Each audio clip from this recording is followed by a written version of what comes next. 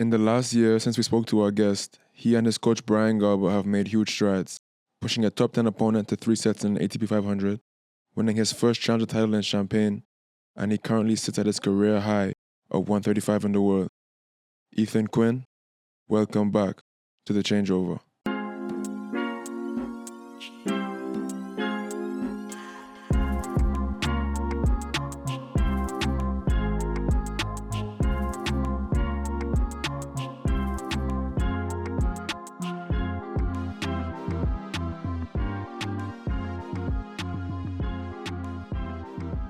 Welcome back to the Changeover podcast. My name is Justin Roberts. I am joined today. Normally I introduce the guests last, but we have Ethan Quinn in the building. Thanks for coming back. It's the second time on the podcast. Appreciate it. Thank you for having me. And my co-host, Jody McGinley. I don't want y'all to sleep. So I made some new hoodies, right? You see the black, the white, and the red. And today, my boy doing a little bit of fashion. He styled the hat with the hoodie. The man looking good. Not gonna lie. It's easy. What can I say? Got it like that. Ethan, you were here maybe 13 months ago in a very different position. Like you were started the year, not great. And now things are a little different. Make a few deep runs and challenges. A title in Champaign, qualifying for Miami and Indian Wells the last few weeks. What's different in the last 12 months? Man, I think it must be just coming on the show was a good... the catalyst? Yeah, exactly. I think it changed it. But, you know, honestly, I think it all really changed in October of last year. I started with the new sports psychologist. His name is Darren McCains. And he was really able to kind of change the way that I went about playing matches, not like my actual tennis, but the routines in between each point on changeovers, you know, leading up to tournaments, all those types of things. And, you know, I was really focused on improving that area because it's such an important field in the sport.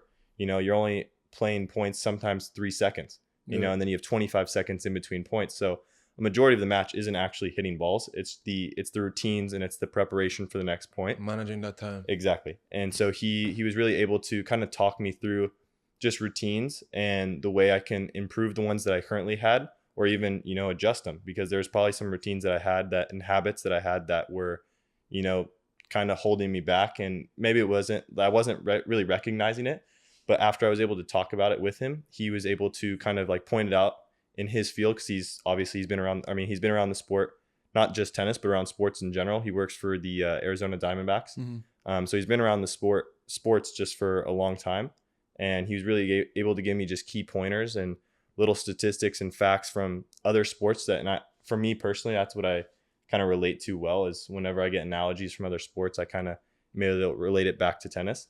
And he really, really helped me out with those types of things. And from that point on, I was really started getting better results, being more consistent, you know, handling business, especially late in sets when the stress is high. You know, I was able to handle those moments a lot better and really close out matches. And you know, closing out matches obviously gives you wins. And so I was able to start doing better.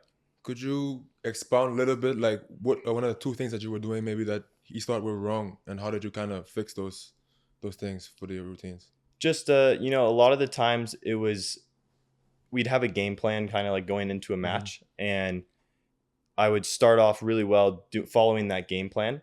And a lot of the times I would kind of like deep in a set think that, all right, I need to change it up a little bit because like, oh, maybe this guy, he's kind of figured out my game plan. So I need to change it out. Mm-hmm. And in reality, it's like what was working it didn't stop working. What actually stopped working was when I started to try and do like my own thing, where he really was trying to help me just stay on my own path and not really get like disjointed, being able to listen to my box and not really kind of like argue with Brian, which I mean, sometimes there's some input that he would tell me, and I'd kind of be in the box, just like, dude, like, what are you saying? Like, I don't think that's true.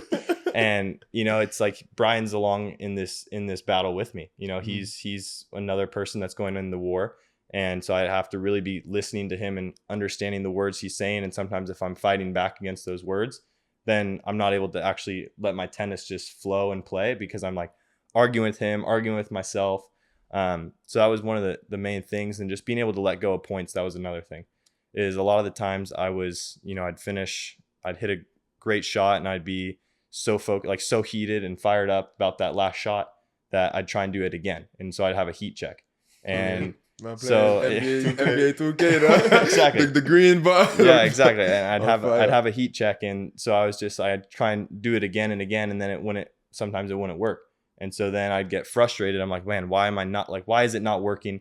And I get pissed off and I would stop following the game plan. And so it kind of just would kind of snowball effect, especially late in matches when there's a lot of stress. And so he really tried to help put together just like, all right, letting it go. He gave me an analogy with like Aaron Judge. When he'd get a fastball or something like that was kind of right over the plate and he would swing and miss, and he would kind of step out of the batter's box, grab a handful of dirt and squeeze it, throw it, and be like, all right, that's done with. Like I've let it go. And symbolism kind of. And exactly, to be able to just like let it go. And I was able to start implementing that with for myself in tennis is, all right, say I had a short ball forehand that I didn't execute. I was able to go to my towel, squeeze the towel and throw the towel, and it's all right. That point's done with. I can't change that.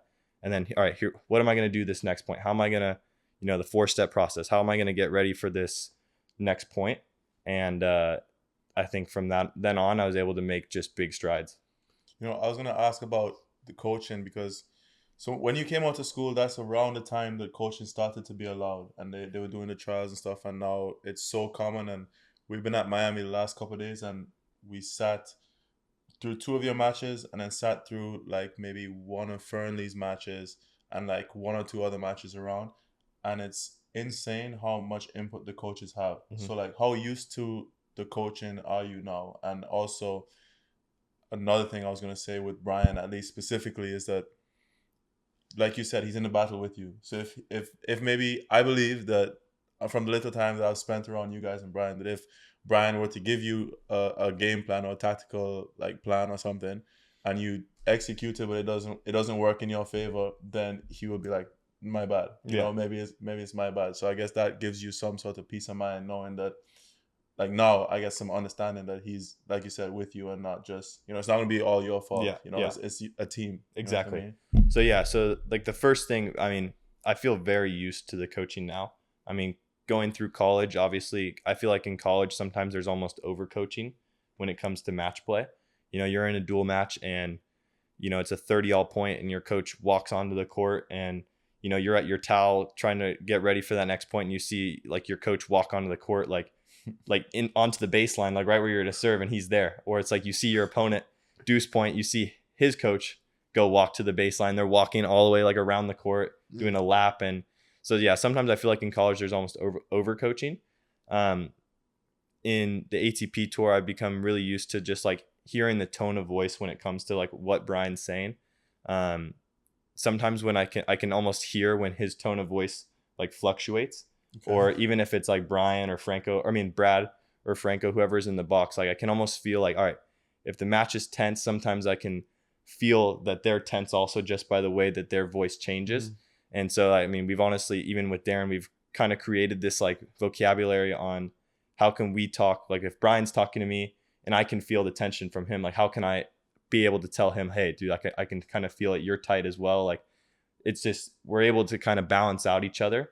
And that's something when you're going through this war together, like you learn kind of each other's habits and kind of the things that we like and the things that we don't like.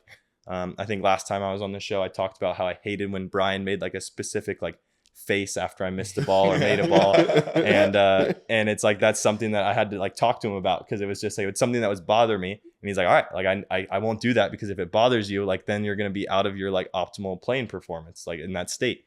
And so it's being able to kind of talk through those certain moments and kind of have like key words that'll be like, all right, how can we reset here? Like one of the ones that we use is like tranquilo.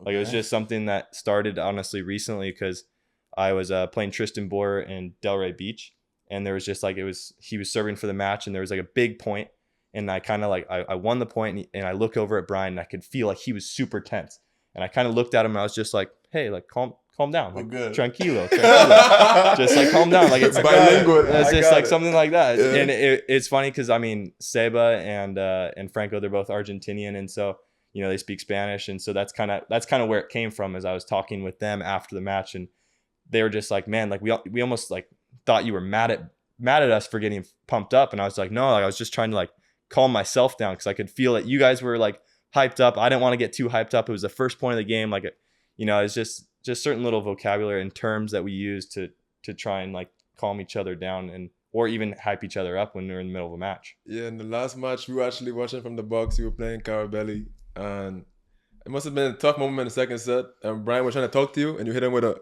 You put a hand out, and he just shut up. Tranquilo right there. That was tranquilo. Not right now. Yeah, it was one of those. Actually, now that you say that, because me and Brian actually talked about my match yesterday, which was an ugly one, and there was a moment where I kind of looked at him and I was like, "Hey, like I felt like you guys were a little frozen almost. Like I almost needed more input." And he's like, "Well, yesterday you got mad at me when I gave input," and I was just like, I forgot I had done. Now that you're saying that, I remember doing that. But it wasn't even one where I was like upset at them for saying something. I was just like. It was more of all right. I got broken with him playing a great game, and so I was like, I was like, all right, like tranquilo. It was just like, all right, I know, I played the right game. He came up with some good stuff, and like I'm not pissed that I got broken. Like obviously I'm not happy I got broken, but I was just like, man, he came up with good stuff. It was like it's all right. It's like I'm gonna reset. It's like all right, I know I'm not losing confidence in my serve here. Like I played the right points. I'm playing my game style. Like it's not like I made 4 uncharacteristic errors. It was like all right, did the right things and. It's all right. It's like whatever. And that's probably good for him because that's all he wanted to let you know in that moment. Probably was that you're fine. And then you were like, "Yo, I'm fine." 100%. Yeah, that's 100%. The worst. Is like when you feel like, bro, I'm good, and then someone's trying to encourage you, like they're afraid that you're not, and it's like, bro, that's not what I want to hear right now. That's pissing me off that you think that I'm not okay. You know what I mean? Like, believe in me a little bit more that you think that I can handle the situation. You know? Yeah. So yeah, and I understand that. We at the Changeover Podcast are proud to share a platform with players across all levels. What you can do to help is liking the video, subscribing to the channel, and ring the notification bell. Thanks so much and enjoy the rest of the episode. But yo, how much of a disadvantage do you think it is now to not have a coach in your box? So at the start of the year, I went to Australia by myself, because Brian was just having his kid. I was he didn't make the trip with me. Brian's wife had a kid. Yeah, exactly. Brian was pregnant. Brian was there. Brian was in the building. Yes. But he wasn't able to make the trip, and I felt like I learned a lot about myself and the ability to compete like on my own. Like it's nice having a coach there and being able to tell you what to do in the middle of a match and how to make your adjustments, or if you're warming up for a match and you're missing a few balls, or just even shooting shit a little bit, like when you're like just feeling good, like you're just talking a little bit when you're warming up. I had to learn a lot about myself and the ability to like, all right, when I'm in a match, how can I just lock in? I don't need to have another person help me lock in. Like I don't have anyone to look to. I just have my own self. Like I can just be like within myself. Exactly. I had to be within myself and be self-dependent and learn, all right, how can I manage the match? I actually felt like, all right, I need to be a little bit higher up on my scale of like intensity. Like I need to be, because I'm by myself. I don't have someone to provide for me this like level and intensity or focus. Like I need to do it all myself. So I needed to be at maybe an 8 out of 10 because I was by myself, where is if I'm with Brian and with Franco, it's like, all right, maybe I'm at a 6 out of 10 because there's all these other guys that are helping me kind of stay at this like OPP is what Brad calls it. Mm-hmm. Just keeping me at this optimal performance place. And so I like kind of being on my own sometimes. Like today I was able to, just go off and do my own thing. And I didn't feel any problem just being by myself. But at the same time, I thought, I love having someone there to kind of help me out with everything. Yeah. It was just surprising to us, like, because I guess I'm not used to that, to seeing like so many coaches in the box the whole time. So in my mind, what I'm used to is like you and your coach talk before a match, have the game plan. Then your coach is going to watch the match, and maybe if he needs to give you some input here and there, he would. But like that's not what we've been seeing. We've been seeing like maybe not every single changeover, but like most changeovers. Just a little something here and there, just a little reminder of look out for this serve, or like Brian was giving you different cues, and he wasn't the only one. Like I said, we sat through other matches where the coaches were giving cues all the time, and it just seemed like a lot more input than what I expect to have. You know what I mean? And it makes me think about the people who don't have coaches, like how much different it is for them. Yeah, every player is also different with the way that their coaches handle the situations. Like maybe there's some coaches. I mean, I've played plenty of matches on the tour now, and I've seen some coaches where they kind of just are a lot like sit back and they're really laid back and relaxed, and you kind of look over to them and it's almost like they're in the box, but they're not even coaching. And then there's other matches where you look at coaches and they're like just constantly kind of chirping, saying something, trying to do something, regardless of the score of the match. It's like they're almost over involved or they're under involved. So it's really depends on the coach, I feel like. And probably depends on what you like too, exactly as a player. Exactly. It's like sometimes I get bothered, and I've talked about it enough with Brian. It's like if he's over coaching and telling me too many things, even if it's just like on a day of practice where, you know, we have a training block and we have a week to get better, and he knows early, like some of the first days, he's like, I'm gonna be pretty quiet. Like I don't want to just like say too much. Obviously, I'm gonna say the important things, but I'm not gonna over say things, because at the end of the day, like you need to be able to figure and feel things and adjust things on your own, because there's gonna be times where, all right, if we're in center court of Rod Laver, like it's a big court. Like you might not be able to hear what I'm saying. Shout across the court. Yeah, exactly. You're gonna have to shout across the court. So maybe I'm not gonna be able to do that. So you got to figure it out on your own and feel like, all right, what's the key things to improve this and make this and start making that shot. So, you know, it's all personal preference. Yeah. He had this cue for you in some games like when you were missing a lot. He would say every miss inside the court. What is he talking about? So a lot of the times in practice we do a Swedish drill. So basically that's, all right, it's it's playing points, but you can't hit a winner. Okay. So miss inside the court is basically, all right, swing as aggressively as you can without missing, so it's big targets, but you're still playing with the intent of, all right, playing the aggressive game style where you're, you know, trying to dictate and you're trying to move the guy and play your patterns, but it's with the mindset of like, all right, I'm going to play high percentage, still the right type of aggressive game style, but with high percentage plays where it's, you know, whether it's 6 feet inside the lines, you know, 6 feet above the net, that type of stuff. So it's just miss inside like don't miss wide. No. Yeah, okay. Just miss inside the court that's playable, you know. And do you ever play that style on your serve or not really?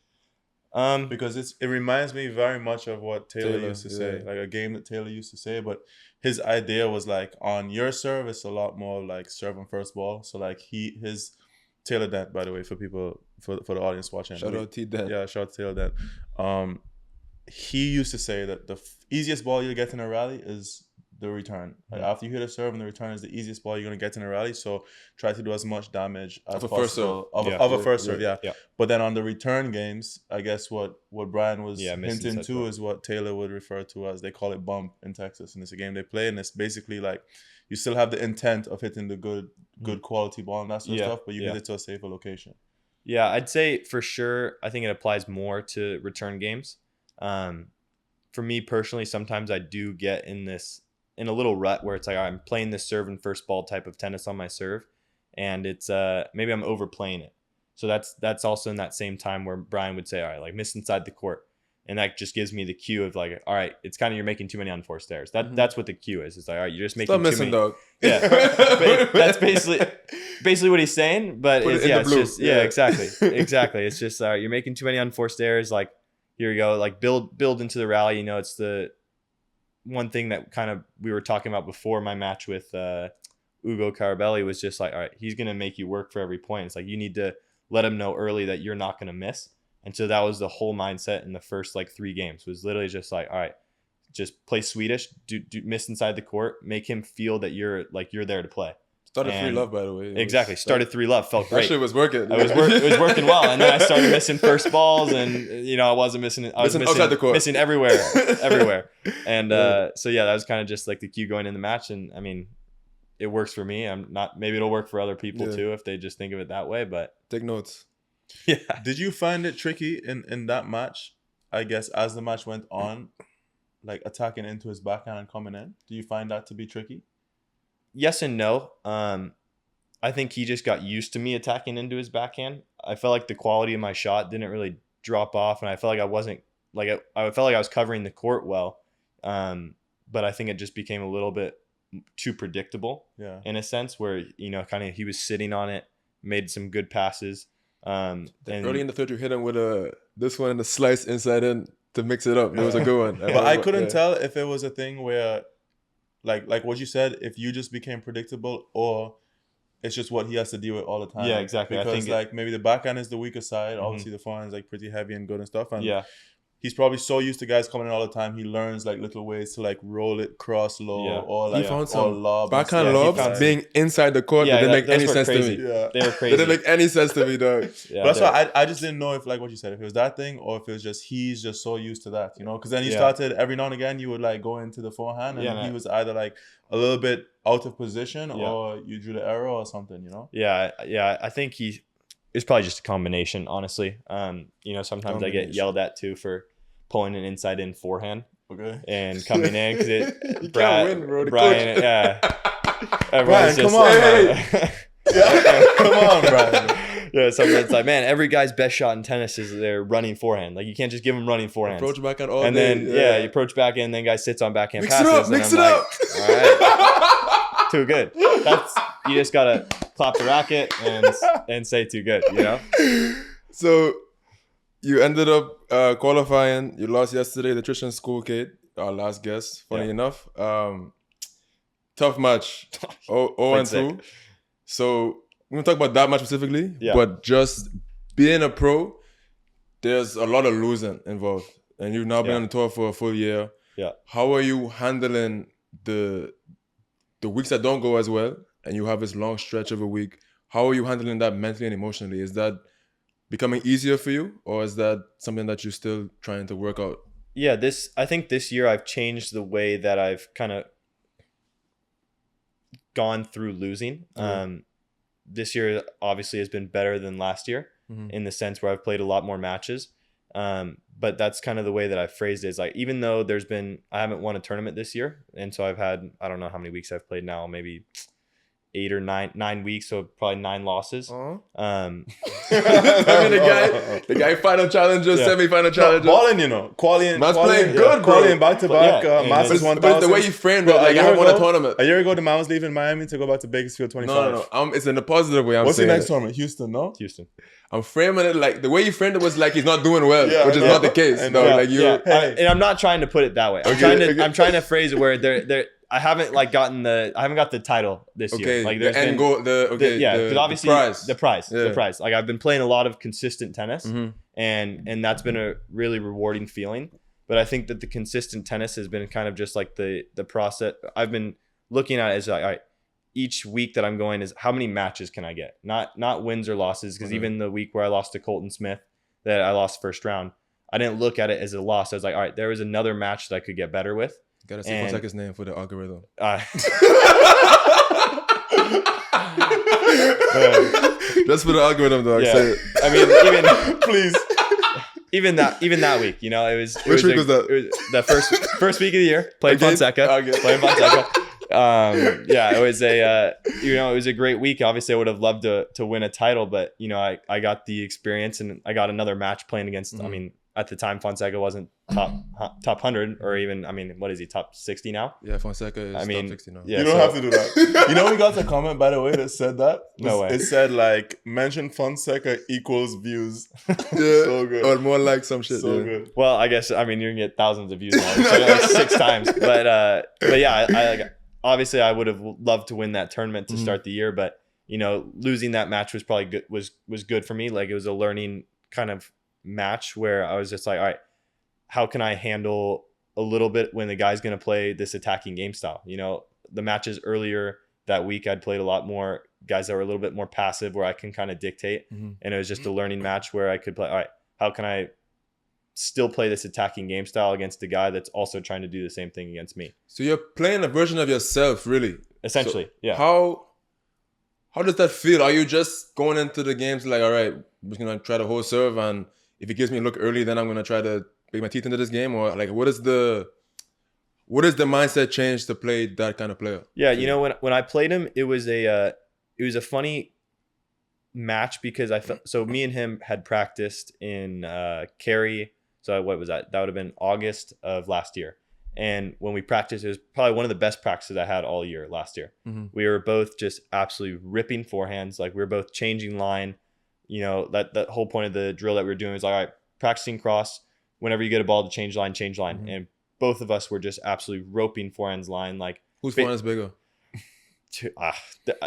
Man, unfortunately, I haven't been able to get a gun on mine in enough match. I need to play on some bigger stadiums. But I mean, man, you let a couple go yesterday. I let a couple go where especially in that final game. Yeah. The final game, I hit like 3 forehands for winners that were absolute nukes. Yeah.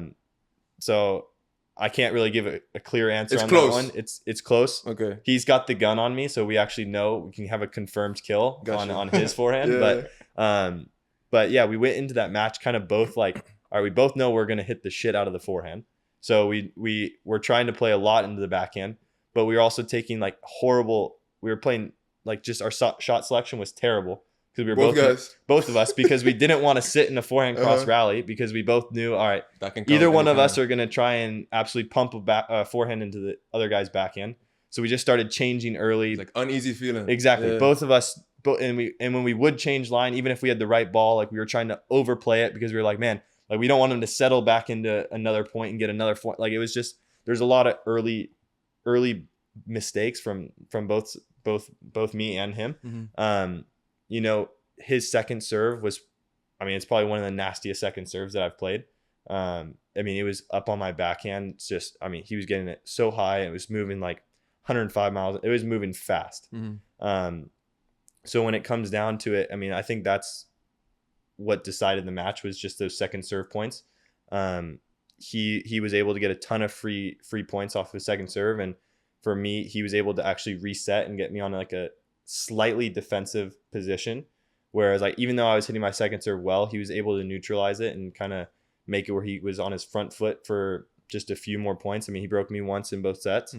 And that's kind of what decided the match. I felt like, I mean, I couldn't really dig into any service games on his serve. Just, I mean, he was moving his spots very, very well. He was hitting his spots incredibly well with great power. And like, I mean, it was honestly amazing to play that match. It's like, I kind of came off the court and it's like, all right, I can't even be upset with how I played because I felt like I played to a level where I could have won the match, but he just was able to, play a few points just a little bit better than I did.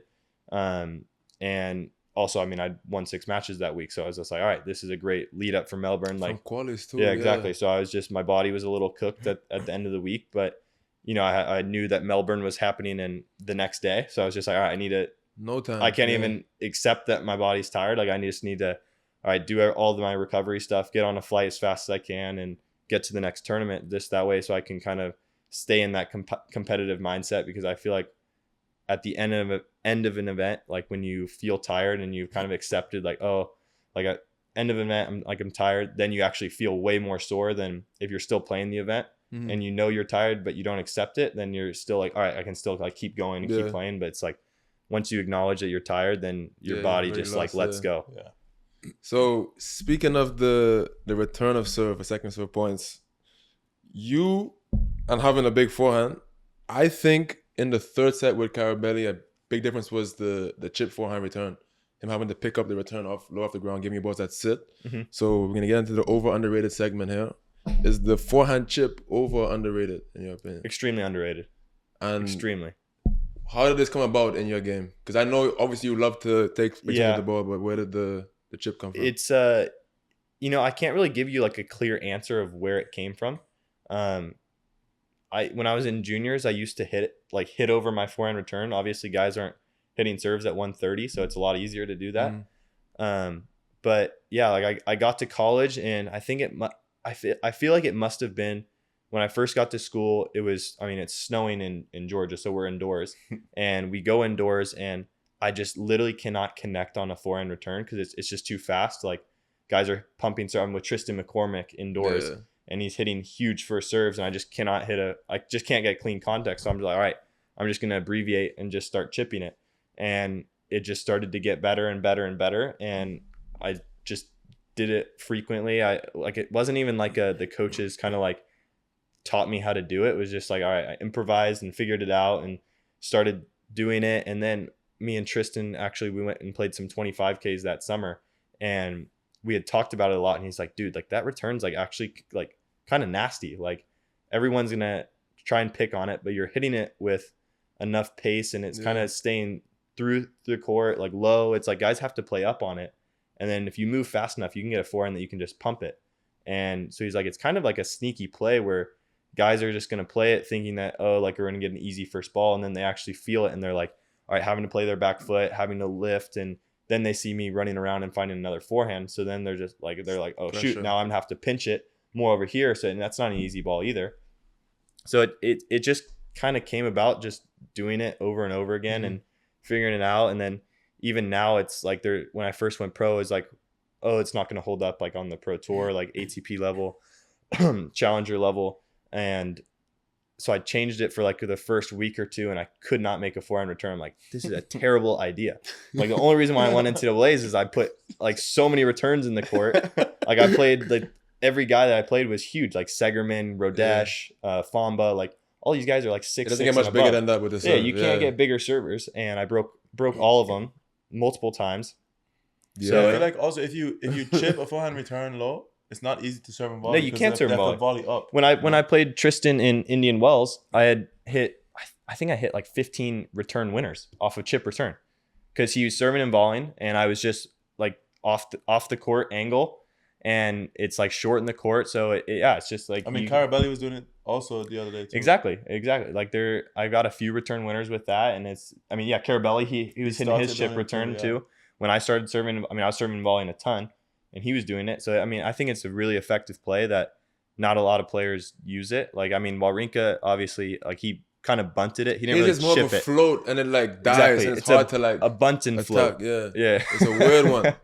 Because you would think guys are gonna like demolish him on the next ball, but I guess he's pretty far back sometimes too. But yeah, I don't know. His seems like a neutralizer, like the point just kind of let's start. Yeah. Let's just rally. But yours to me seemed like it's more of an offensive play. You have to like either you get low like I don't know who. Like a women's tennis player, how do you know they have the knee to the ground? Yeah, you do that? Knee to the ground. Or you have to like flick this thing up and you hope you don't miss it long. And I think it's an interesting shot. Like I was shocked that like how well you hit it, because it was like a fast return. You know, it's my favorite thing about doing it too, which I don't want to try and give away like any hints or anything. But I mean, it's like sometimes guys become really predictable when they're going slider wide, like because if they're going to go flat tee. So it's like I'm able to actually sit on a few backhands when I know that, because I can see, like I can feel the moment. They're like, oh shit, like he's actually hit like 4 of them well in a row. Like maybe I should go to his backhand, like he's kind of feeling it, and then I'm actually able to sit on one. Yeah. So it's just like a interesting play where I'm able to kind of just like pick up on little cues, because guys don't really realize that it's like an effective return. Before you give the playbook away, we'll just 1, 2, 3 we'll playbook. Move on. 1, 2, 3 playbook. So apparently your best friend in the world is Travis Vida.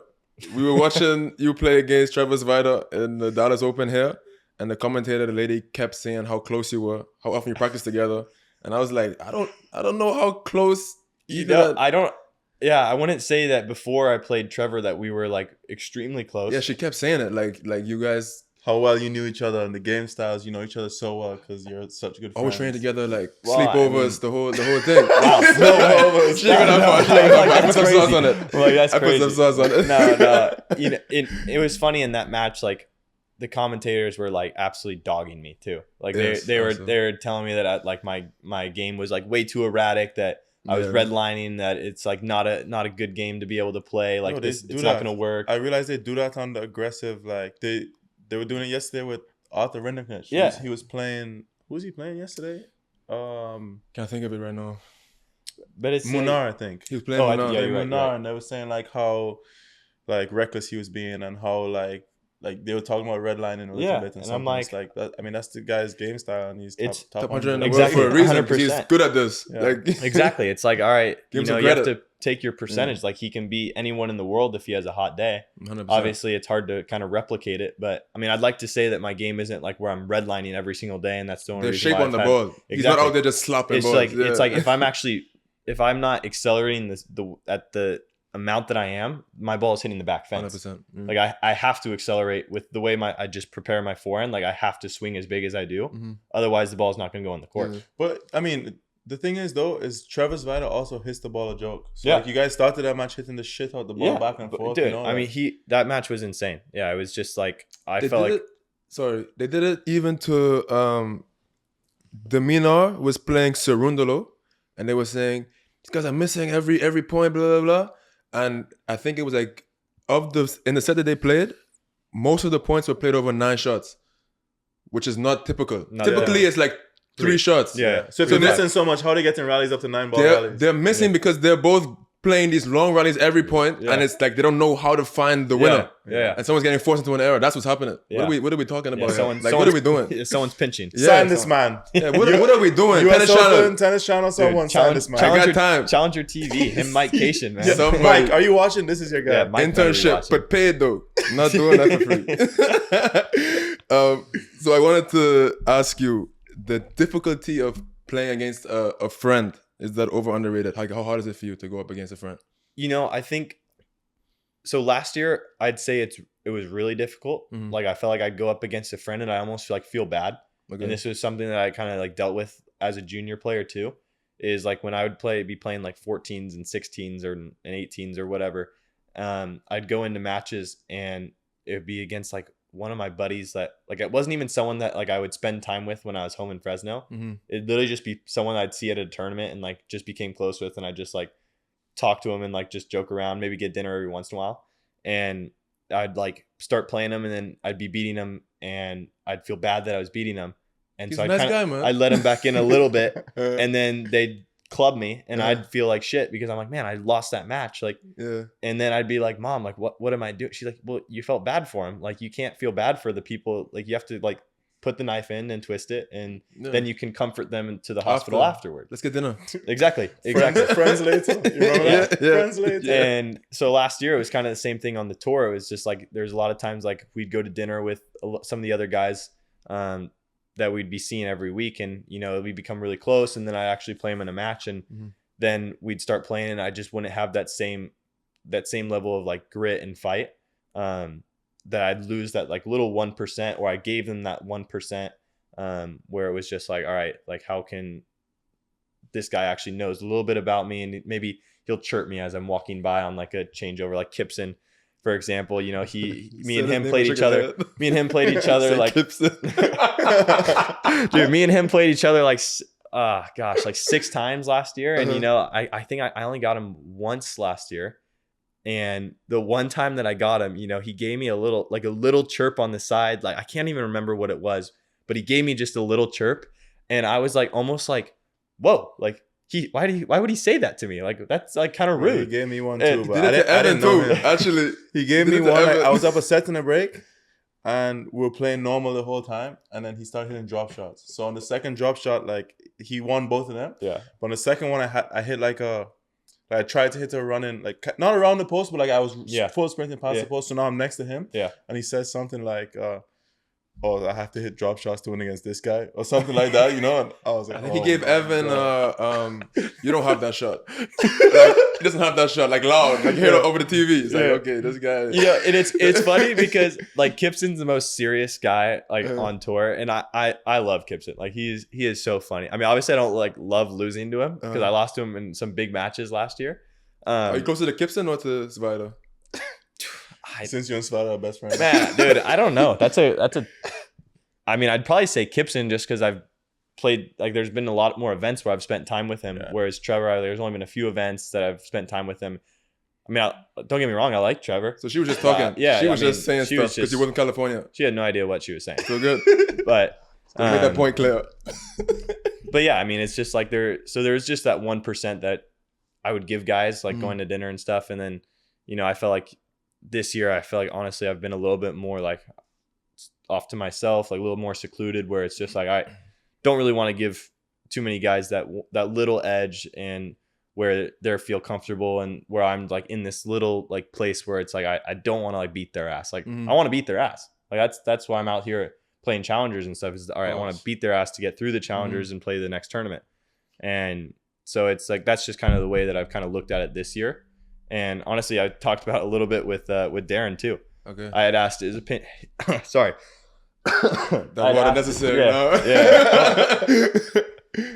I had asked his opinion on it, on just like what his thoughts were on just like kind of chirping guys a little bit on like that little bit like going to dinner and stuff. And he's just like, man, it's like I love it. Like if that's gonna give you that little bit in order to win that match and be able to beat the guy, Like, why would you not take advantage of it? And so I think once I got confirmation from him that that's kind of like how he felt, then I was able to, it freed me up to believe, like, not feel like I was a bad person for thinking that.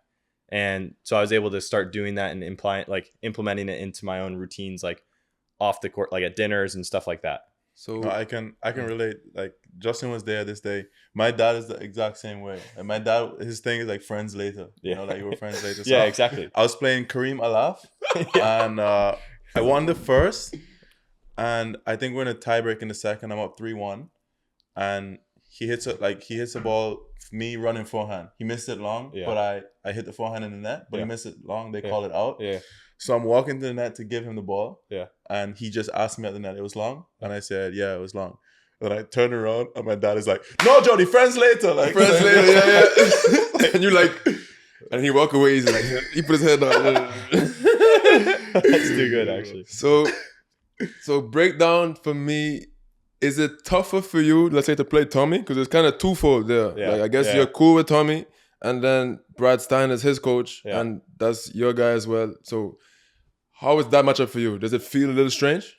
I think when I played him in Newport, that matchup was like more of like a Cinderella, not even a Cinderella story, just like a fairy tale where it was just like, oh, this is awesome. Like, I get to play Tommy. Like, you know, he's top 15 in the world. This is a great feeling. Like, center court. It's a privilege. Yeah, like the stadium court at Newport. Like, this is so, like, I get to play Brad's player. Like, this is awesome.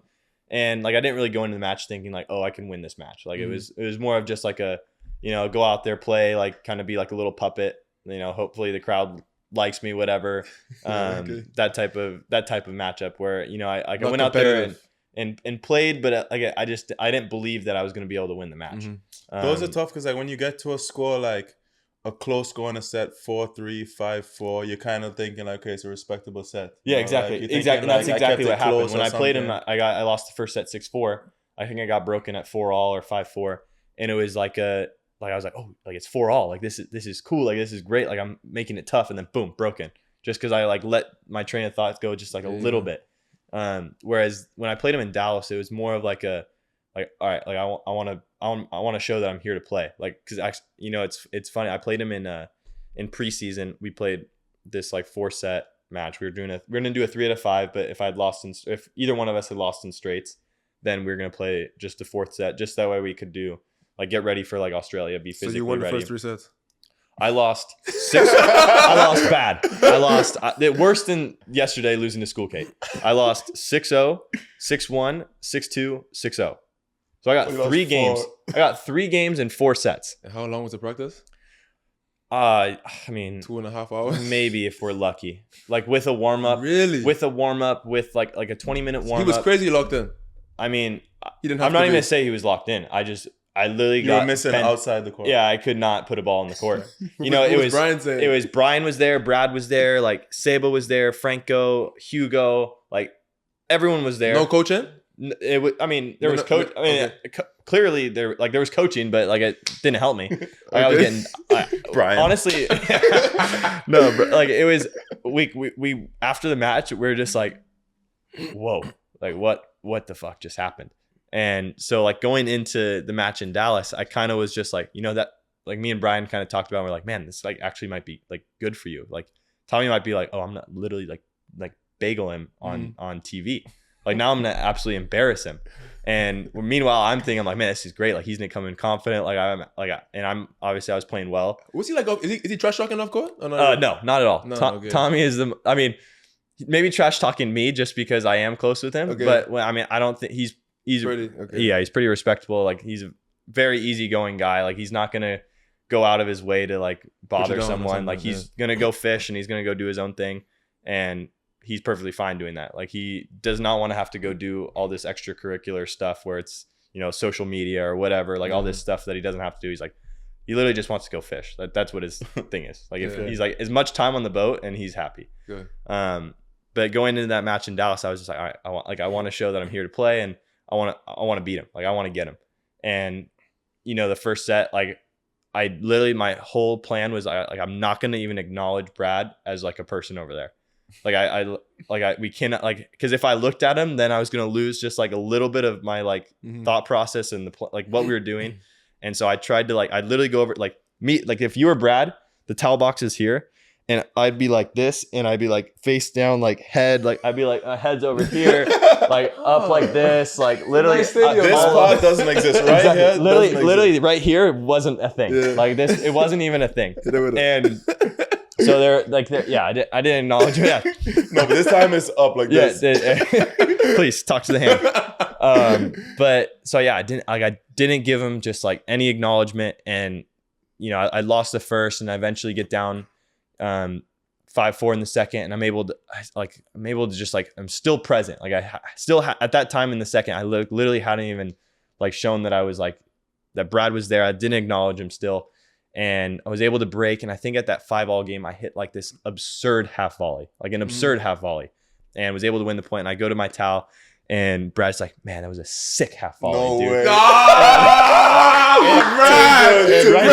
And right there, and I was just like, yeah, it was pretty sick. I was like, that was pretty sick. Should have went. Yeah, and then there was like another that was like the first, like, all right, that was the first time I like acknowledged that they were there. And then like a little bit later on, there was another point where Tommy had me running all over the court, and I made like a sick like one-handed pass down the line. I think I saw that, yeah. And Tommy plays a half volley like from behind his body, and I like go over to towel. I'm like, man, I was moving so fucking fast right there. Like I looked at him, I was like, moving so fucking fast, and he's like, you're moving pretty quick. And so we were just like talking. Like that's when we first like finally started like actually interacting. Whereas I think Brian and Tommy on the other side were, you know, I think they were talking a bunch. Like there was some guy that was like next to our box that was like literally like heckling Tommy, and Tommy's like, who the hell is this guy? Like, who is this guy? Like, why is he in your like in the box next to you, Brian? And Ryan's like, I have no idea who this guy is. Like, I do not know. There was a point in one of the matches. It was the first match. Who'd you play? Manarino. Manarino match. He hit like either a drop shot, or you're trying to run down a ball, and like you were slow to it or something. And Brian and Brad turned to like, what's Franco's the other guy, the fitness coach? Oh, Emmy turned to him and was like, what are you guys doing? Like, what's going on? Why do you not get that ball? You know, like, what are you guys doing in fitness? He's like, are you working on his slow twitch muscle fibers? Forward training, baby. Yeah. Forward training. Well, you won the second set. There was Tommy. There's a picture of a video of Brian like right from the first point. Yeah, like, exactly. Pumped. Yeah, he was so fired up. But yeah, I mean, you know, I think the greatest thing I get from like playing against Tommy is after the match, he tells me, like, he's able to give me input from an opponent's perspective. Mm-hmm. Like, he's able to tell me what he felt against playing me and what he thought I could have done better. Nice of him to do that. Very nice. Yeah. That's not something that many players like, do yeah, that, there's not a lot of players that would do that. Even especially for other Americans. Yes, exactly. I'm telling from my perspective, and I don't want you to beat me. But yeah, they're gonna play again. Yeah, exactly. But he's more than willing to do that, and he's always like, he tells me like, he's like, man, like, you broke at 4-5 because like I felt you. Like I could feel that you were still locked in and present. A crazy one. And tranquilo, calm down. Calm down, dude. Give me that one, yeah. Sorry. But yeah, he was able to just give me input that you don't really get. Like if I'm playing Kipson, he's not going to tell me, hey, dude, I thought you did this really well. Like he's not going to. He's never going to say a word. He'd be like, hey, nice match, bro. Yeah. And then walk off. But yeah, like, and then maybe a day later, like I'll be like in the locker room, I'll go to Kipson and be like, yo, like, how's your hunting going? Yeah. And he's like, oh, it's nice. Like I bought it with the money I beat you with. No way. But we have that like relationship where we can say it. But like Tommy, he's not gonna like, I'm not gonna ask that type of like. He's gonna be like, hey, like I thought you could have done this better, and like, you know, I feel your presence here. Like if you keep doing that like against other guys, like then they're gonna feel it and they're gonna break down too, and they'll keep you like. Just certain little. By presence, what did he mean? He meant your energy was different, or the way you were playing, you were forcing him into the situation. Just, I mean, honestly, I'll take like it's energy, the way that I'm like controlling like my emotions through the points, like or after the points. I mean, like showing that I'm like still there to play. Where it's like, I mean, you could be down a set and a break, and I could be like, oh, like fuck this, like I'm gonna lose this match, like he's top 10 in the world, like there's no point in me trying. But I was still like, all right, I was still present. I was still locked in. I was like, all right, I can still win this match. Like that, I didn't like go away. Like I still showed him that I was like present and like willing to try and win the match. Underrated is body language. Like, 100%. In my opinion. Like Carabelli, bro, machine. I didn't see the guy get upset one time in the whole match. He gave one of these. Yeah. Maybe, but down 3-love, up 3-love. Yeah.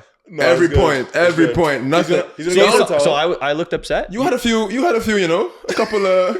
No, he's gonna go. Carvalho's gonna go to the towel. He's gonna walk to the center of the court, turn around, get two balls, ask serve. for one more, Every hit the time. other one away, grab the next one for 3 hours. Yeah. For 3 hours. he's gonna Crazy, do that. bro. Robot. Yo, Robot. next day, Down 30 love on your serve, wins the point. Like, bro. oh, unbelievable. No, but the body language thing, I crazy, think, is bro. insane. Like, I see it. I see it so often now, like in several ways. Like, I see it where like someone's body language looks like they're already defeated. Yeah. It's like you already know. Yeah. And then there's also the body language that when they're faking, kind of, you can Yeah. also sense that. Yeah. You can sense see when through they're it. they're like trying to show you that they're confident, but you just know that they're not. You know, Yeah. which is like, I guess that's what you're supposed to do, I guess. But Yeah. Fake it to till you me- make it kind of thing. yeah, but to me, that stuff is so important. It's like I feel that now, especially with doubles and momentum and how quick everything can change. Like sometimes you have to miss a terrible ball and just fucking blame the racket, the strings. It's like, Like, it's I would definitely- never, yeah. bro. No, I would You Who never. strung And this? meanwhile, in my mind, I'm 9 out of 10 tight. Can't put the forehand in. I'm, bro, what is going on with the racket? That's not me. Go to the back, switch rackets or something. But yeah, I think body language is. But yeah, it's huge. good that he shares that as a top 10 player. You also know that these guys are not invincible. They also get tight. Yeah. Maybe they show something different. They don't freak out or whatever. Yeah. Yeah. But it's good that he shows you that. Can you tell us a little bit what the challenge of playing Tommy is? Because if you watch him play, obviously he moves great.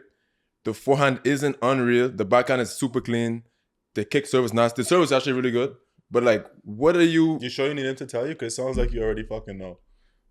I would like for the man who played him to say what did it feel like, pause, to play against Tommy Pot? You know, so like you know, it's funny. So last year when Tommy won Dallas to 250, Mhm. I sat with Brad like watching the match, and Brad like looks at me. He goes, "Hey, count in a rally how many balls on the forehand side that Tommy hits clean." And there was maybe a 15-shot rally, and maybe it was like literally all forehand to forehand. And I looked at Brad. I go, am I crazy or like not one of those was clean? Mhm. And Brad's like, dude, he can't hit a forehand clean for his life. And I mean, that was last year. He's hitting a lot better now, but it was literally like, I mean, he could frame one where it's just like super short and barely bounces. Then there's one that's super heavy, and then there's one that bounces off. Like, you know, I think the thing that's most difficult, I mean, his movement's ridiculous. Like, he's able to get to every ball. Like, it's very tough to hit a winner against him. So that's obviously puts a lot of pressure on you, especially a player like me. Mhm. But his ability on the backhand side to create width with it. Okay. So then you have to try and press, or you have to try and like create an angle off of that. But then he's gonna beat you backhand line, Mhm. and then all right, say I get to I hit a great forehand cross. All right, he's still there because he's so fast. So now I'm out of position and I play a great ball there, but then he's just gonna put me back here, and then he's like, it's just he's able to play chess with his movement, Okay. and he's just a step ahead of you.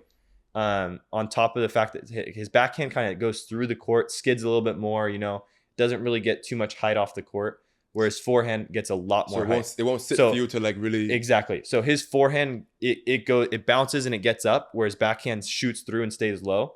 So say he hits That he hits, alone is annoying. it's very frustrating. That's like because Nori. You're like- having to look up here, and then you're having to like you're just the ball's not in a constant spot, Mhm. so you're not able to get you don't feel like you're feeling the ball great. No rhythm, no Like comfort. like yeah. you're having to hit the ball, and it's like at a different like height and speed, and it's just really frustrating playing against him because he's able to just move the ball around, and you feel like you can't get ahead of him with his footwork. Like you can't get like him a half a step slow Mhm. because he's very balanced, especially when you're approaching, like kind of what we were talking about earlier with like, all right, approaching to the backhand. It's like even if you then change it up and go to his forehand, he's still balanced enough and fast enough where he's going to get to that ball, and he's got enough hand talent where he's Mhm. going to, all right, he can hit like a banana shot line, or he's going to put it low at your feet. And if you don't hit a great volley, or like you try and go drop volley, he's going to get there because he's like hits the ball and quickly runs. And I mean, he's basically done all these drills that I do with Franco and all these things that all the players do with Franco. He's been doing them for, gosh, I don't even know how many years, 7 years, 8 years, maybe, probably even longer. So wait, what did the coming back to the forehand, 15 forehands Yeah. that he could not hit clean? Yeah. What was the point made by the coach? It's just there's the different height on it. Like Okay. it wasn't even just like that he was trying to like oh, if Tommy's forehand shit. It's just like he's just like, man, he did like. I thought And he misses inside the court very well. Like he's missing inside the court all day long. No, I thought it was more like he's okay. He's okay with like like what you saying, not missing. Like even if it's not clean, he's okay and unfazed. And he's just gonna show like that's fine. Yeah, yeah, it's exactly what it is. Like he's fine. Like obviously, I mean, you'd like to hit the strings as clean as possible, but he doesn't like Tommy. Like don't worry, he doesn't watch this podcast. He's like so like he's just so laid back. Now. He's just like doesn't freak out about like all right, not hitting the forehand. Great, exactly. Like you could at the end of a practice, it's funny. Like some players they ask for like, hey, can I get like 4 inside out forehands, and they make the first 3, and then the last one they miss it, and they're like, all right, give me like a 4 more. Yeah. Where Tommy's like, all right, you give him 4 feeds, he'll miss all 4, and you're like, all right, I'm all right. Like I felt good. Like, confidence is like crazy. he could miss literally like could miss every ball and be like, all right, like it's fine. I feel great. Yeah, he lets go unreal as well. Like he literally doesn't like if he doesn't go in the court, it's like it's the motion of like all right, the preparation, all that stuff. It felt good, so the forehand feels fine. He's not thinking about this motion. Thinking about this motion. Yeah, just doesn't want to be in the court anymore. That's why he's like, I want to go fish. Like all good. Get me off the court. Yeah. So you lost that much. And I see you on Instagram story, you right away In-N-Out Burger, like happy as a pig and shit, right? So, so In-N-Out Burger over underrated. Well, I mean, it depends on if you're like gagging on your order. Like if you're personally, like I feel like you have to get the fries well done. Like I never even heard that. The fries are crispier. This is some California stuff you talking about now. This is what I agree because I was like, I feel like the regular In-N-Out fries are not cooked all the way. Yeah, they're like soft potatoes. Yeah, they're soft. It's whatever. Bro, I want to have oil. Like I don't want to just eat like the potato. You know, I want to feel sick. Let me feel sick. Yeah. So you need so well done. Guide me. Okay. So you got to get the fries well done, 100%, because that they'll just be crispy. I like to go Neapolitan milkshake. So it's strawberry, vanilla, and chocolate. I won't follow you there, but it's okay. I'm gonna give you the benefit of the all doubt. mixed into one. But he's 1-1. But then I'm going like 2 double-doubles or 2 triple-triples, and I'm like, oh mate, I'm full. Like I get all the calories I need. Like I don't need to go drink a protein shake. Like maybe I'll throw my creatine in my milkshake. Do you really? Yeah, sometimes. Okay. I mean, what's the problem with that? No, there's no problem. That's just, do you really? What? No, there's no. Stop the show. Give me this one. No, I just think that when we're going to In-N-Out, we're getting worse. You know? No. We're never getting worse. We're always getting. You're only better. getting worse if you're letting your mind get worse doing it. If you're, dude, a burger is protein. Like protein, you got vegetables, you got bread cheese. is some carbs. The bread is carbs. However, I have heard that the bread at like most of these fast food places, that's where all the like bad stuff is. Oh, really? That's where all like the chemicals are. So you go animal style, bro? No, I can't go animal style. Matthew Calvis, if you're watching this, please comment down below and tell this man that he's tripping. Because for why? What do you mean for what? What do you mean? What about? Matt is like obsessed with diet and hydration and all this stuff. Yeah. The man eats super clean. Dude, Insider's tennis. Follow He him. will not approve of this message, by the way. My name is Matt Calvis, and I do not approve this message. In-N-Out, you gotta have it. My problem with In-N-Out Burger is that it's too cute. It's like when I go to Five Guys, it's juicy it's sloppy. and it falls It's apart. sloppy. It's And sloppy. the bacon and the mushrooms It's and the sloppy and greasy. it tastes so good. And my bag gets And my it's- car smelling like shit. It's and unreal. That's what I want. And then like- I get the milkshake and it's cookies and cream Okay, with the their milkshakes are better than In-N-Out's. I agree. I agree. What you call that stuff on top? The Whipped cream. Whipped cream. Yo, that is, I want to feel sick after eating a burger. That's what I'm saying. And that's what I get from Five That's Guys what I'm every saying. time. He's putting creatine Every in his time. milkshake. It's like, this guy wants to get better. What's wrong with him? Dude, like Five Guys, man, the bag is greasy. That's like what my it's supposed to be, hands though. are all No. greasy. What I respect about Five That's Guys what it's too supposed is to that be. they just all of the fries go in the bag. Yeah, but Like, it's every it's single extra fry. fries. It's in the $400. I could go That's facts. I could go to In-N-Out So and what get I 3 would say, triple triples for the price of one burger. For the price of In-N-Out, for what it is, in my opinion, for the price, great. Unbelievable. But if I go taste for taste, in my opinion, what I'm looking for in a burger, I'm gonna get it at the. So you want to take a bite and just the burger just falls apart. I want it to be juicy and greasy and to have a lot of flavor. In-N-Out for me is like not that much flavor. Like I know it's a burger, What are you getting on your burger, dude? bro. The regular burger that they have, bro. You have What to is wash it? your hands The after double you eat. thing. For me, it's whatever. It's like it's all right. You But should for like $3 you should is good. get a Flying Dutchman. What's that? Explain that one. what's that to me. So about? that's instead of there's a patty. I mean bun. It's an onion. So it's onion, burger, onion, fried. Okay. Or not fried, put on the griddle, and it's flip both sides, and then it's just put in a box. Like there's no bun. You can get lettuce, tomato on it if you want, Okay. but it's very greasy. Okay. One of my buddies, Okay. one of my Okay. very greasy. It'll make you feel like shit. So if Okay. that's what you want, Okay. but that's after Friday night football games or whatever. When I was in high school, like we'd go. One of my Dutchman. buddies would get 4 Flying Dutchmans. Okay. Wow. Nasty, like it's so gross. That's what we need. Fork and knife, he would eat it because he didn't want to get his hands all greasy. That's But what if I'm you want saying. your hands greasy, That's what I'm saying. You have to wash your hands. Like when you eat it in and out, when you're done, you don't need to wash your hands. A little napkin will do, but no. It just needs to be like a You lot can do of surgery shit. after that. You don't have to wash your hands after. You can just go straight to the cutting table and cut people open and they'll be fine, bro. That's in and out, bro. It's too cute, bro. No, But I want you to rank for me post-loss cheat meal. post loss. You lose a match, we're gonna go cheat meal. I mean, I feel like you got to put 5 guys at 1 if you want to feel like a lazy bum the next day. No, but you do that. You would do that. Like like what I would do. You yeah. rate Okay. your cheat meals. Like where do you, if you had to Whoa, How'd that even happen, bro? the fan? The fan might be too strong for the light. What's a save? First time using the new lights and almost falls over. Good effort. That should go in the episode. I feel like with the thing falling. Anyway. So you lose a match. Clickbait. Light falls, kills. ATP player dies I on got podcast. I got killed podcasting. Yeah. You lose a match. Yeah. It's time for cheat meal. You have the next week off. You have end of the season, right? Yeah. Top 3 cheat meals for to end the year. You win champagne. What are we doing? Dude, okay. What did you do actually? Actually, yeah, I'm trying to literally I was trying to think what I did after winning champagne. We went to there is a good pizza place. We went pizza place and then we went and got frozen custard. Mm-hmm. So, I'm gonna put that at 1, pizza and whatever type of dessert. But honestly, I'm not gonna lie. I have a cheat meal I always eat dessert. Like if I play a match the next day, we went to Insomnia Cookies every single night there. And I was getting 4 cookies. During the tournament? During the tournament. At champagne? Yeah, champagne. I respect you more now. In Canberra, after making the final, every day there was a donut place, and I'd get donut holes every day. Bro, we were in Unbelievable Cancun. donut holes. We were in Cancun one year. I think we had ice cream every single day for 4 weeks. It's so good. The week Like- I won, I had ice cream every night, and on the night for the final, I didn't even want the ice cream, but I was like, I have to eat the ice cream. You're crazy.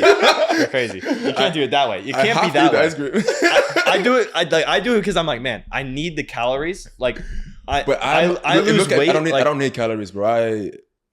I need. The I'm calories, good on the though. calories. Yeah, like Man, for me, I don't know what it is. I lose so much weight when I'm playing tournaments and never stuff. in my life. I went to Australia weighing 180. Guys suffering from success. Look at this. guy- I need cookies. I need need cookies. to eat dessert. Actually, it's part of my diet.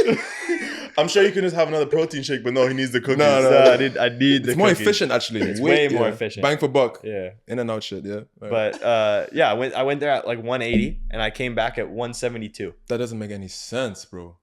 Wow. Where was this? Australia? This is Australia. I was in Australia for 15 or 16 days. You lost 8 pounds. Lost 8 pounds. But to be fair, I played 9 days consecutively. Yeah.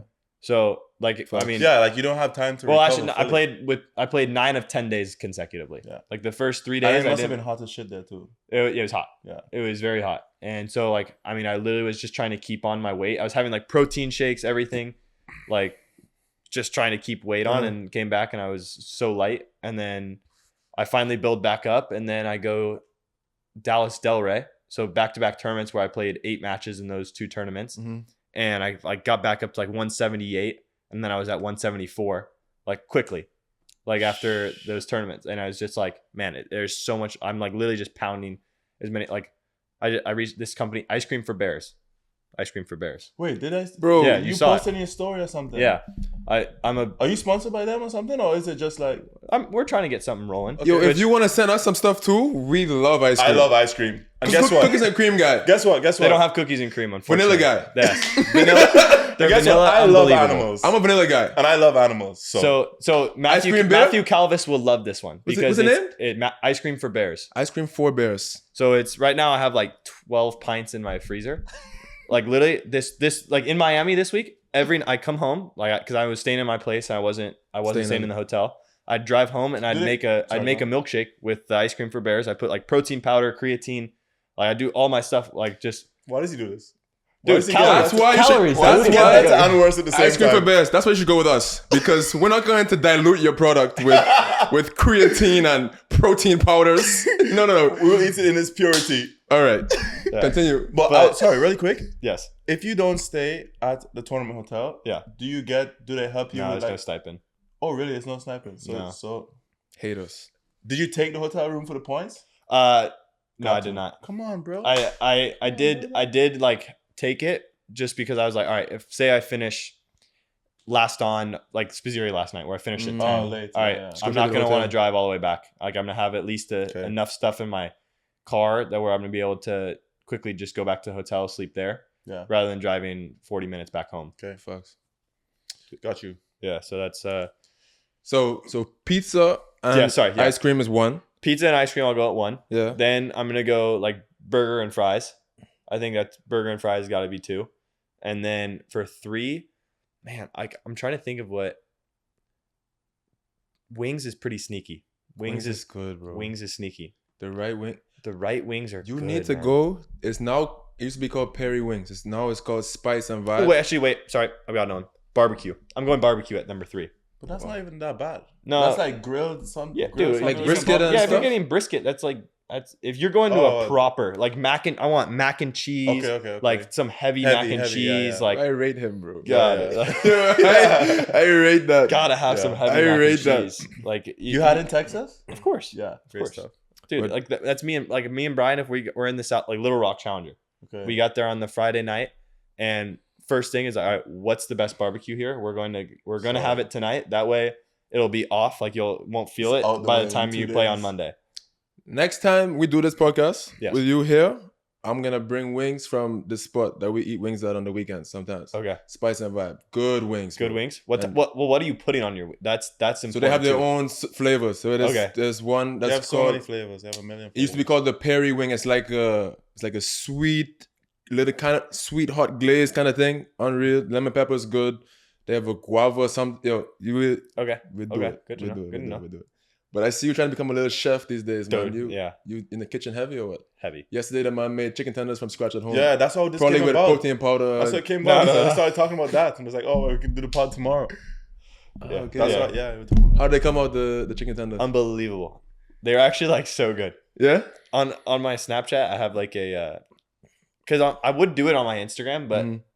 most people if I were to do like all right, how I'm making it type of thing, people wouldn't give it, like people wouldn't care. Mhm. Like they're just gonna like tap through and like, or I'll get crazy hate, Okay. especially from like Opelka. Opelka is the biggest hater that on my cooking.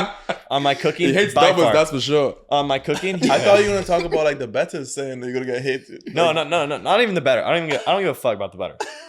What I don't like is Your if I peers.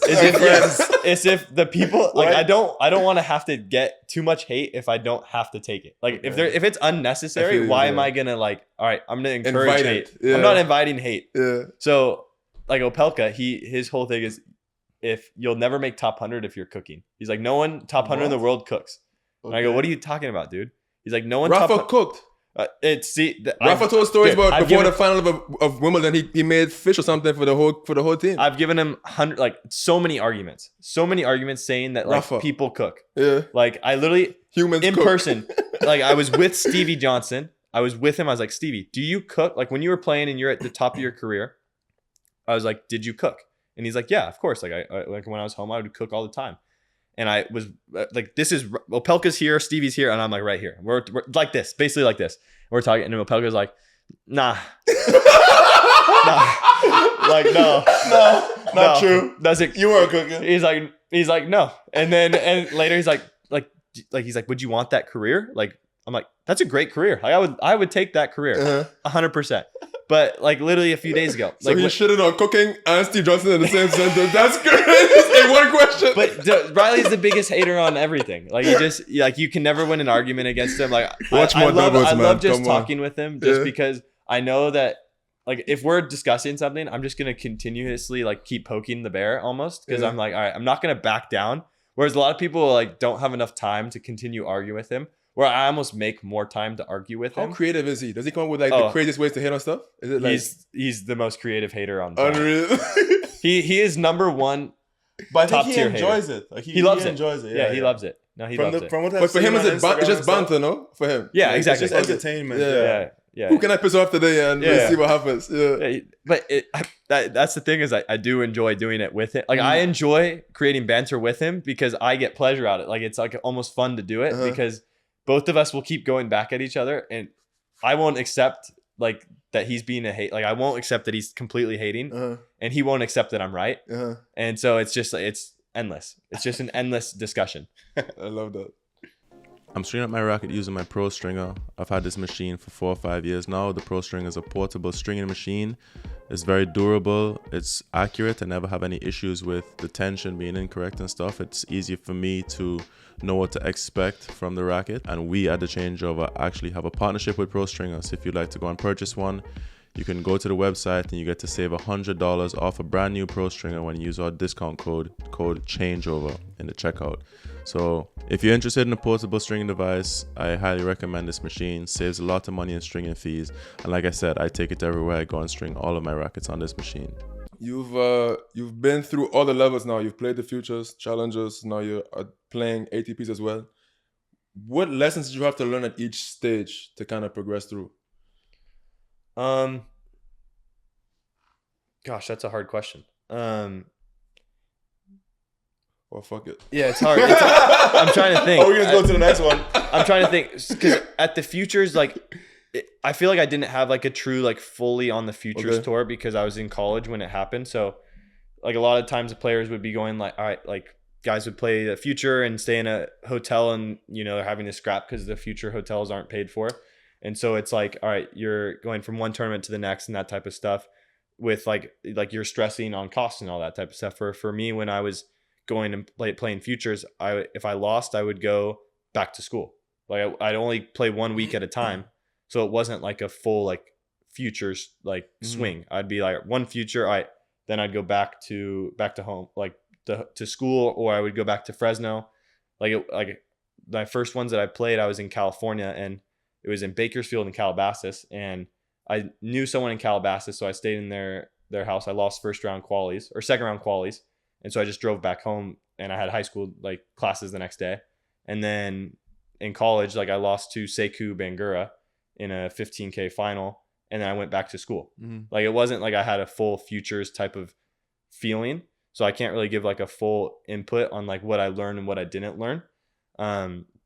As for Challengers, I feel like the thing that I was learning is just not to be too friendly with everyone. Like unfortunately with my personality, I'm very like, I love to be outgoing and like talk to everyone and like be their friend. Like just, I don't know, give someone just like be a nice person in their day, talk to them. Even if it's someone that I'm not even that close with, like maybe it's like Babit Zukayev, like we're in the gym or something. And I'll just like, if he's doing something, I'll just like make a comment or like make a joke or whatever. Or like Joao Fonseca for the algorithm. Yeah. Right. Or like, I mean like fun, like like I'll just go up to him like, hey man, like how you doing? Whatever. Like just like start up a conversation in the treatment room. Like there could be literally like me with a physio and the other guy with the physio. And I could not even know who the person is.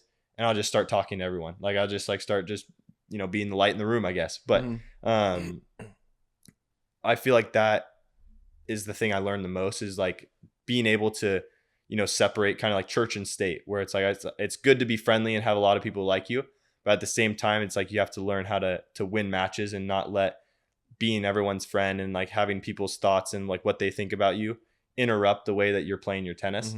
Like you need to be able to step on court and be able to kind of distance yourself from everything that might be going on off court. It was actually something that we had talked about a little bit going into this off season, because going into the off season I was ranked 200, so it wasn't really guaranteed that I'd be playing like these Masters 1000s and stuff right now. And Brad and Brian, we kind of call like being ranked 100 to 200 is called the war. And it's because every guy that's ranked between 100 and 200 is trying to make it into the top 100 to play all the main draws of these events and start making like the big money and the big bucks and stuff. And every single guy that's ranked in between that is going to fight their ass off to like, they're not going to really give up in a match. Like you might get a day where you have like a really good day and you kind of beat the brakes off someone. But for the most part, it's like, all right, you're going to have to expect a 3-set match almost every single time. Like you're going to have to really be locked in and battle and focus. Like they're going to try and make it difficult. Guys are going to chirp you when you're crossing the net, like whatever it might be, they're going to try and get in your head and win that match. And we had kind of talked about going into the preseason with every single workout and having the intent of being like, all right, I'm working out right now. And that's the only thing I'm focusing on. All right, I'm going into practice.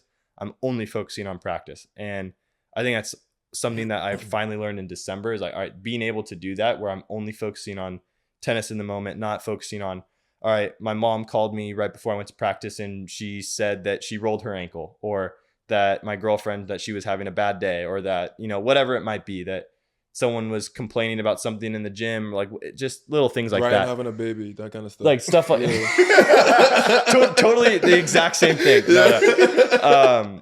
But being able to just kind of separate those things so that way when I'm on the court, I'm focusing on just getting better. And that way when I get off court, then I don't have to focus on like, all right, man, I had a shit day at practice. Like I like having the need to like, man, I need to go practice more because I had a shit day in practice. Then that gets in the way of the other things that are happening. Like being able to kind of separate, all right, when I'm not on court, I'm going to make sure that I'm giving everything to the people that I'm close with. And then when I'm on court, making sure that I'm giving everything to my job and my career, so making sure that it's very precise and I'm not wasting that 1%. Sounds like boundaries are important for you. 100%. Yeah. Exactly. Being able to make that boundary. It's like I've been reading this book called Atomic Habits, and it's a great book. And it's the first analogy they kind of talk about is like the 1%. And the Britain cycling team. I don't know did you read it? I read it. Yeah. Well, I listened to it. It's like they talked about like how they hadn't won really anything for just like a century basically in biking or in cycling. And this new guy comes in and he literally focused on just like, all right, how can we improve your pillow? How can we improve the way that you sit in your chair? Like the comfort of your chair, literally just like the 1%. How can you get better while brushing your teeth? All right, I'm going to stand on one foot to work on my balance. Like literally just like the craziest. Creatine in the milkshake. Yeah. You know what I'm saying? Just like the craziest little Ice things. Cream for Biz. Yeah. Come on. Just like literally the craziest little things. And so then I was just like, man, if you can do that with just like the smallest, like you can do that on the tennis court too. It's like, all right, if I'm just 1% more focused on how I'm hitting my forehand today, rather than thinking about the shit that's going on off court, then I'm going to be able to make just the biggest drastic improvement. It's like they said that it's like if you did 1% throughout the year, it's like every day throughout the year, it's like a 37% increase in whatever. And so it's I feel like that really clicked with me when I started reading it.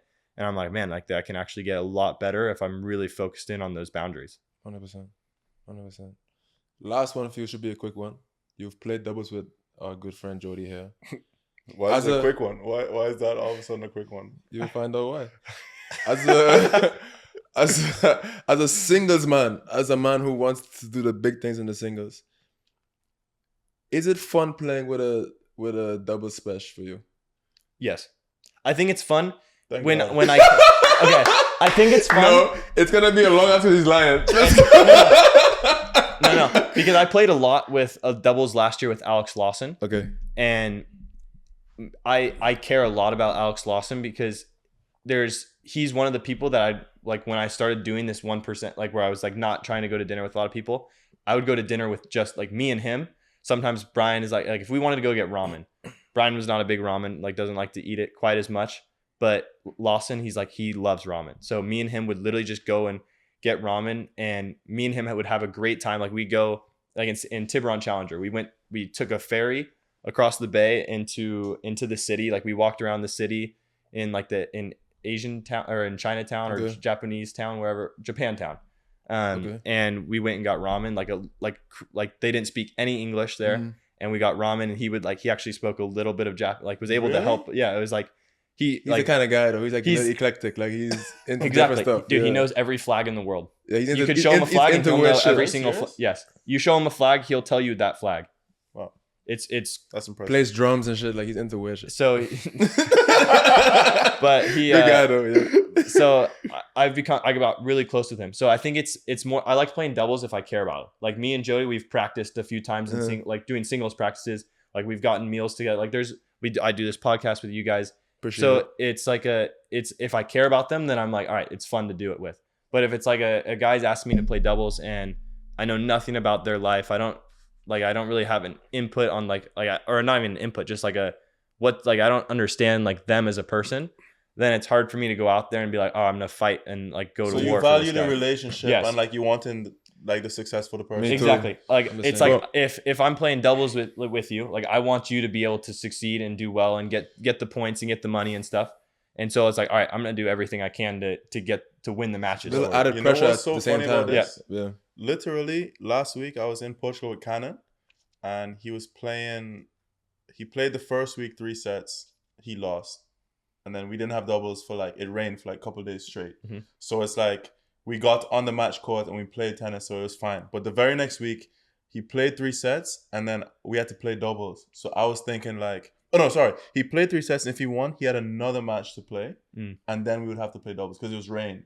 Wow. So I was thinking fuck. I would, no bro, the opposite. I'm thinking I kind of want him to win more than I want him to lose and for us to play doubles. Yeah. I would prefer for him to have a good day. Yes. Than for us to, I guess, us as a team to have a good day, kind of, you know? Because I don't know. Like, I just feel like I don't want him to be doing me a favor at the expense of his career. Exactly. You know? And I found myself in that situation where I'm like for example, in Charlottesville with you, I knew that you're preparing for your singles tournament and that's your priority. Yeah. So like, I don't even...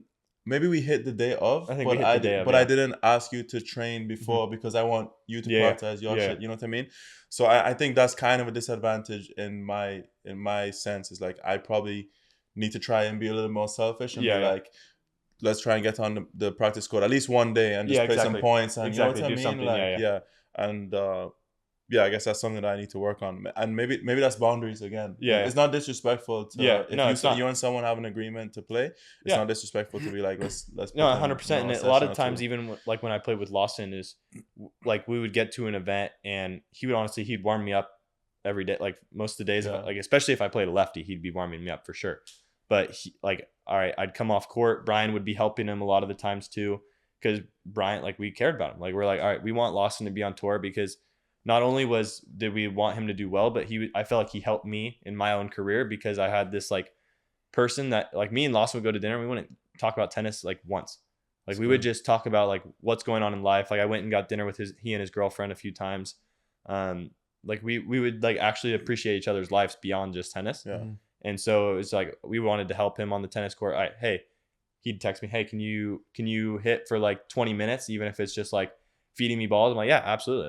Like let me just I'm finishing my practice here. Like, can you do you have a court? If I can't if we don't have a court, then I can't help. But it's so funny that for him, it's like if he's playing doubles with his friend, he cares more. But if I'm playing doubles with my friend, then I care less about the doubles and more about their singles. You know, it's so backwards. Yeah, but it's fine. Yeah, it's all good. Not a quick one. Yeah, not a quick one. Favorite part of the show, bro. What's going on with the lights? What the fuck is going on? It's game time. Game time. What are you talking about? You see the man put the lights on? Is this like a quick fire? This is gonna be a quick fire. So we on this podcast now. We have a game. Okay.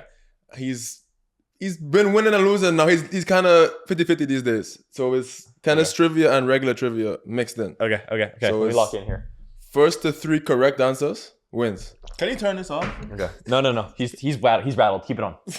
He's rattled. First to 3 correct answers. Okay. I'm going to say a question. Okay. And when you think you know the answer, you can shout the answer out. Okay. But if you're wrong, here's a chance to rebut your answer. Okay. And if you're both wrong twice, we'll move on to the next question. Okay. First to 3. Okay. Yeah? Locked in. We're going to go blue for Quizlet. Compete. Sponsor this podcast. Stop playing with me. Compete. We got ice cream for bears and Quizlet on the hook right now. Question number 1. Who am I? Won her first Grand Slam at the French Open, age 16. Represented Yugoslavia and the USA in her career. During a match with Steffi Graf at the US Open, she was stabbed in her back. Salas. Fuck. 1-0. Yeah. 1-0. Question number 2. But isn't that crazy? That's what I knew. Like I didn't know any of the other It's stuff. not that and I crazy just knew because the that's disaster. pretty distinctive. That's crazy. that stands out. You know?